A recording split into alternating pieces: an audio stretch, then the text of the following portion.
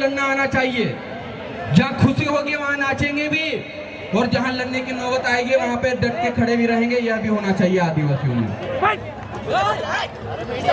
अभी जिस प्रकार जो हमारे सिंगर है, जो गाने गा रहे थे या बना रहे थे, उनके लिए भी एक बार जोरदार तालियां।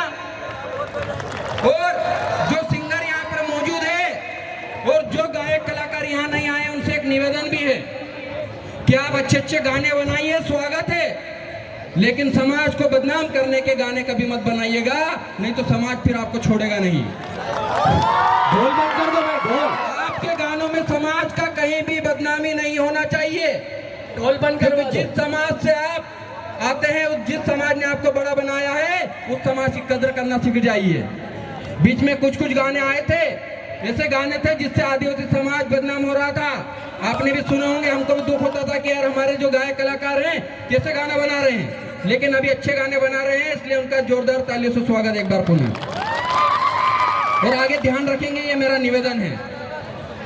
आजकल आपको पता है क्या हो रहा है? आजकल आदिवासियों को धर्म के नाम पे बहलाया जा रहा है। आज हमारा आदमी जो आदिवासी है, आदिवासी की पैदाइश है, वो आदिवासी बाप की संपत्ति में हक चाहता है, लेकिन गुणगान दूसरे के धर्म, दूसरे के संस्कृति के करता है। ये दुख का विषय है, ये नहीं होना चाहिए। अभी मेरे से पूर्ववक्ता कोमल धोपिया जी ने, सीमा दीदी ने कहा और मांगी लाल दादा ने कहा कि जिस प्रकार आदिवासियों को संस्कृति और आदिवासियों के अधिकार खत्म करने की साजिश रची जा रही है, उससे हमको बचना है, उसको हमको बचाना है।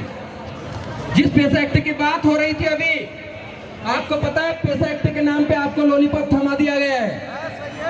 आपकी ग्राम सभा जो रूढ़िगत ग्राम सभा थी, अनुच्छेद 13(3) के तहत जो संविधान 1949-50 में बना, उससे पहले 1935 से जो हमारे 1911 से रूढ़िगत ग्राम सभा चली आ रही थी, वो इस पैसा एक्ट ग्राम सभा से भी कहीं पावरफुल है। उसके प्रावधान को, उसके द्वारा नियम बनाए गए कानून को कोई भी सुप्रीम कोर्ट या सरकार नकार नहीं सकती, इतना पावर था।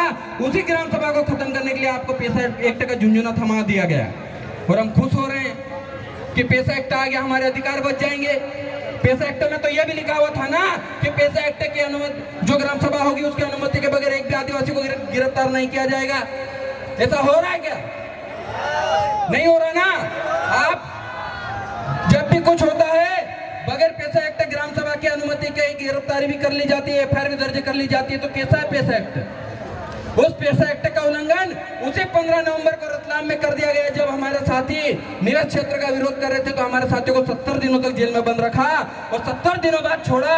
लेकिन सरकारें उनको भी ज्यादा दिन तक कैद नहीं कर पाई। इसलिए उन सरकार से कह देना चाहता हूं कि हमको जंजीरों में कैद करने की कोशिश ना करो, हमको जंजीरों में कैद करने की कोशिश ना करो। हम वो बिरसा टंटिया की औलाद है, जिसका भी शिकार करते हैं, उसका जिस्म तो क्या रूह भी दम तोड़ देती है। हम कोई आलतू फालतू लोग नहीं है। हम अंग्रेजों को चिट्ठियां लिखने वाले डरपोक के वंशज नहीं है। हम अंग्रेजों को चिट्ठियां लिखने वाले डरपोकों के वंशज नहीं है। हम इस देश के जो लड़ाकू वंशज टंट्या भील के वंशज हैं, और उस वंशजों को कोई खत्म नहीं कर सकता। और यही कहना चाह रहा था कि जब जब आदिवासियों पर विपत्ति आती है, तब तब आदिवासी समाज को जिस तरीके से हम लोग सांस्कृतिक कार्यक्रम में इंटरेस्ट ले रहे थे, उसी प्रकार सामाजिक मूवमेंट में भी इंटरेस्ट लीजिए। समाज के हर व्यक्ति की जिम्मेदारी है, जो समाज के सर्टिफिकेट पे कहीं ना कहीं लाभ लिया है, वो समाज के लिए काम करे। हर उस शख्स की जिम्मेदारी है जो समाज के सर्टिफिकेट पे या तो नौकरी लगे हैं या किसी भी चीज का लाभ लिया, वो समाज के लिए